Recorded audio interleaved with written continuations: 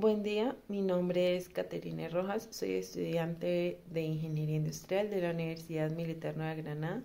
El día de hoy les voy a hacer una breve exposición de estadística en la que les voy a explicar cómo se construye una tabla de frecuencia con intervalos, cómo representar los datos con gráficas estadísticas, que para el ejemplo vamos a usar circular e histograma, y cómo calcular las medidas de tendencia central, que son media, mediana y moda, aplicando pues todo a un ejemplo más práctico para poderlo entender.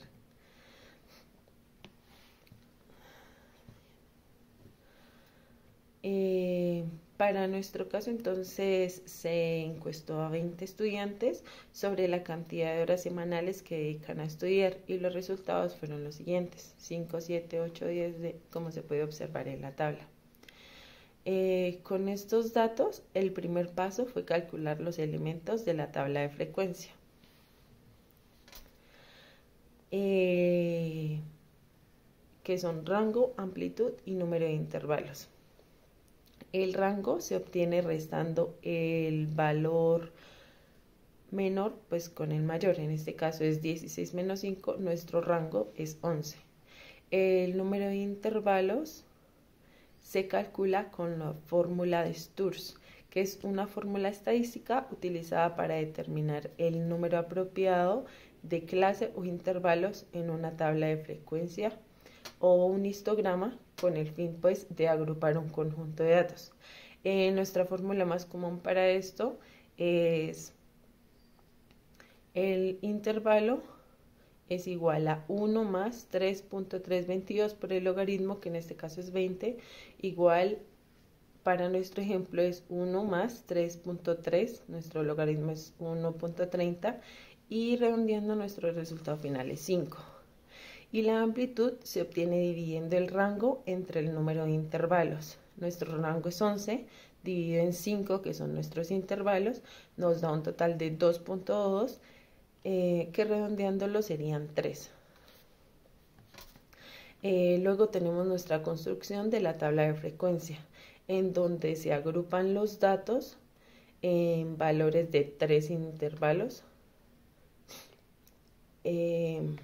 En la tabla registramos la frecuencia de cada intervalo, la marca de clase y el producto de la frecuencia por el valor medido. Esto nos permite ver claramente cuántos estudiantes estudian dentro de cada rango y cómo se distribuyen los datos. En las gráficas estadísticas, a partir de la tabla que mostramos anteriormente, elaboramos dos. Una, que es el histograma, que es en el eje central horizontal colocamos los intervalos de horas y en el eje vertical las frecuencias. Cada barra, como se puede observar, nos representa un intervalo y su altura nos muestra la cantidad de estudiantes. De esta manera podemos observar que el intervalo de 8 a 10 horas es más alto, lo que nos indica que nuestra gran mayoría de estudiantes estudian entre esas horas. La gráfica circular o de pastel nos muestra los porcentajes de cada intervalo en relación al total. En el sector más grande, igual corresponde entre 8 y 10 horas, confirmando pues lo que nuestra tendencia anterior mostraba.